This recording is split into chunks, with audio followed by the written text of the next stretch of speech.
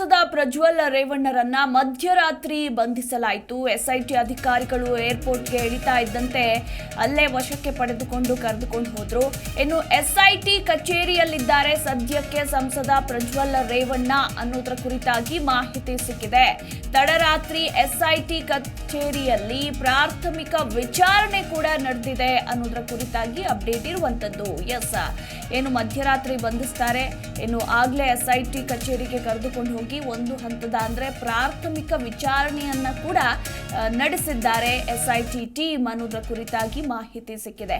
SIT ಕಚೇರಿ ಬಳಿ ಸದ್ಯ ಬಿಗಿ ಪೊಲೀಸ್ ಬಂದೋಬಸ್ತನ್ನ ಕೂಡ ಒದಗಿಸಲಾಗಿದೆ. ಯಾವುದೇ ಅಹಿತಕರ ಘಟನೆ ನಡಿಬಾರದು ಅಂತ ಹೇಳಿ ಬಿಗಿ ಪೊಲೀಸ್ ಬಂದೋಬಸ್ತನ್ನ ಒದಗಿಸಿದ್ದಾರೆ. ಯಾಕಂದ್ರೆ ಪ್ರಜ್ವಲ್ ಬಂದಿದ್ದಾರೆ ಅಂತ ಹೇಳಿ ಹೆಚ್ಚು ಜನ ಸೇರುವಂತಹ ಸಾಧ್ಯತೆ ಕೂಡ ಇದೆ. ಇವತ್ತು ನಿಜಕ್ಕೂ ಕೂಡ ಈ ಪ್ರಕರಣಕ್ಕೆ ಸಂಬಂಧಪಟ್ಟಂತೆ ಏನೆಲ್ಲ ಬೆಳವಣಿಗೆಗಳಾಗಲಿದೆ, ಏನೆಲ್ಲ ಟ್ವಿಸ್ಟ್ಗಳು ಸಿಗಲಿದೆ ಅನ್ನೋದರ ಕುರಿತಾಗಿ ಸಾಕಷ್ಟು ಕುತೂಹಲ ಕೂಡ ಇರುವಂತದ್ದು.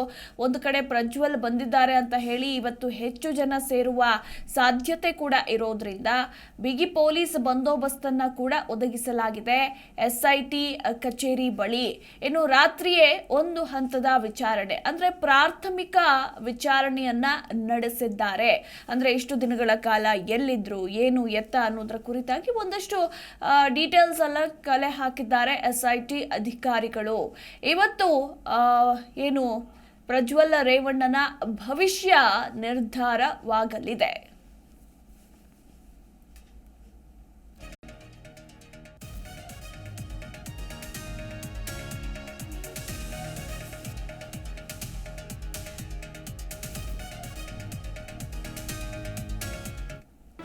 ಜಿ ಕನ್ನಡ ನ್ಯೂಸ್ ಈಗ ನಿಮ್ಮ ಮನೆಯಲ್ಲೇ ನೋಡಿ. ಎಲ್ಲ ಕೇಬಲ್ಗಳಲ್ಲಿ ಈಗ ಲಭ್ಯ. Sun Direct 292, Jio TV 1334, U digital 162, city cable 51, GTPL 17, Abhishek cables 821, Rock Line telecommunication 51, Shri Basaveshwara number 60, Vinayaka digital number 53, in digital number 896ರಲ್ಲಿ ನಿಮ್ಮಿಸ್ತದ ಜಿ ಕನ್ನಡ ನ್ಯೂಸ್ ನೋಡಿ ಆನಂದಿಸಿ.